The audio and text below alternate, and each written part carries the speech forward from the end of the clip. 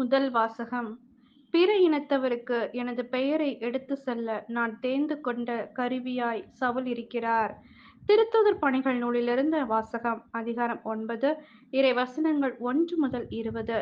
அந்நாட்களில் சவுல் சீறி எழுந்து ஆண்டவரின் சீடர்களை கொன்று விடுவதாக அச்சுறுத்தி வந்தார். தலைமை குருவை அணுகி, இந்த புதிய நெறியை சார்ந்த ஆண் பெண் யாராயிருந்தாலும் அவர்களை கைது செய்து எருசலேமுக்கு இழுத்து கொண்டு வர தமஸ்கு நகரிலுள்ள தொழுகைக் கூடங்களுக்கு கடிதங்களை கேட்டு வாங்கினார். இவ்வாறு அவர் புறப்பட்டு சென்று தமஸ்குவை நெருங்கிய போது, திடீரென வானத்திலிருந்து தோன்றிய ஓர் ஒளி அவரை சூழ்ந்து வீசியது.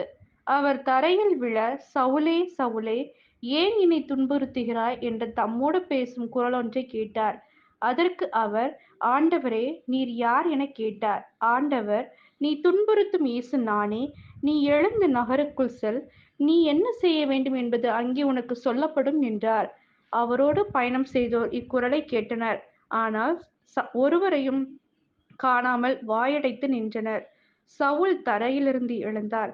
தம் கண்கள் திறந்திருந்தும் அவரால் எதையும் பார்க்க முடியவில்லை.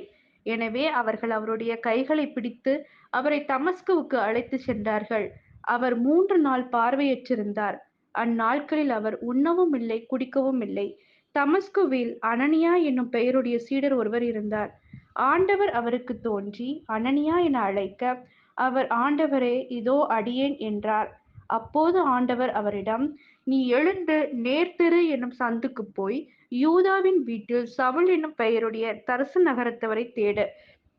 அவர் இப்போது ஆண்டவரிடம் வேண்டிக் கொண்டிருக்கிறார். அனனியா என்னும் பெயருடைய ஒருவர் வந்து தாம் மீண்டும் பார்வையடையுமாறு தம்மீது கைகளை வைப்பதாக அவர் காட்சி கண்டுள்ளார் என்று கூறினார். அதற்கு அனனியா மறுமொழியாக, ஆண்டவரே, இம்மனிதன் எருசலேமில் உள்ள இறைமக்களுக்கு என்னென்ன தீமைகள் செய்தான் என்பதைப் பற்றி பலர் கூறக் கேட்டிருக்கிறேன்.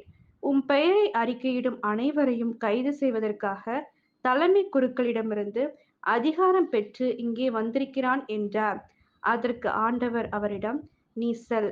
அவர் பிற இனத்தவருக்கும் அரசருக்கும் இஸ்ரேல் மக்களுக்கும் முன்பாக எனது பெயரை எடுத்துச் செல்ல நான் தேர்ந்தெடுத்து கொண்ட கருவியாய் இருக்கிறார். என் பெயரின் பொருட்டு அவர் எத்துணை துன்புற வேண்டும் என்பதை நான் அவருக்கு எடுத்துக்காட்டுவேன் என்றார். அனனியா அங்கிருந்து போய் அந்த வீட்டுக்குள் சென்று கைகளை அவர் மீது வைத்து, சகோதரர் சவுலே, நீ எந்த வழியில் உமக்கு தோன்றிய ஆண்டவராகிய இயேசு நீர் மீண்டும் பார்வை அடையவும் நீ தூய ஆவியால் ஆட்கொள்ளப்படவும் என்னை உம்மிடம் அனுப்பியுள்ளார் என்றார்.